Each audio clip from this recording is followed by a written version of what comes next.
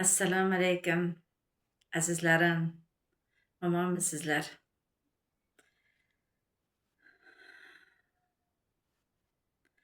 Bilmam, o'tgan zamonda, balkim yaqin zamonda chanqoq bo'lib bilimga yo'lga chiqibdi bola.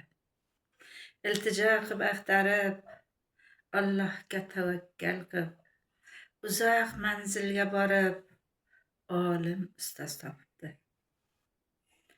Topganidan ustozim porlab ketdi ko'zlari, dunyoviy bilimlarin jazm qildi olgani.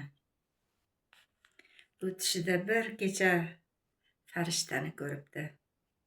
Ustozining joyini jahannamda deyishdi.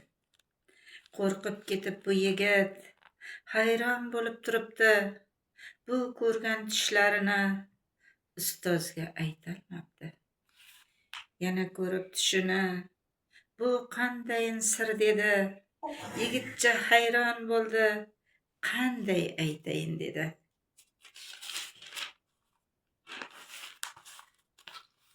Uchinchi bor u yana qayta ko'rdi bu tushni.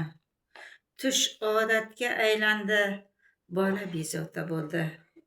Axiri bir kun turib, bir qarorga kelibdi. Ustoziga kelib u ko'rgan tushini aytibdi. Ustoz, uzr so'rayman, men g'alati tush ko'rdim. Kelib aytayin dedim. Sizdan andisha qildim. Qani shogirdim ayting, qani qanday tush ekan? Allohning farishtasi tushimga kirgan ekan. Ustozining joylari jahannamda dedilar. Hayron bo'lib bu so'zdan aytolmadim ustozim. Yana takror va takror kiraverdi tushimga. Har doim ham bir so'zni qaytarardi farishta. Eshitib so'zlarini ustozi o'ylab dedi. Kechirguvchi Allohim, umid qilaman dedi. Gunohlarim ko'p mening, tavba qildim har kuni. Allohimning kalomin har kun o'rgatsam dedi.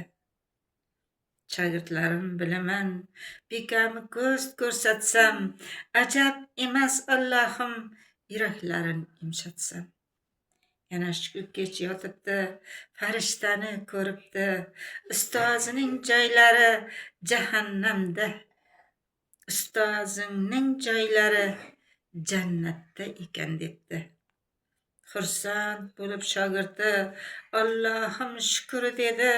Ustoziga hurmati yanayam oshib ketdi.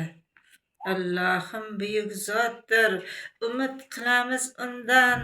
Zora gunohlarimiz kechirsa, rag'bat bersa.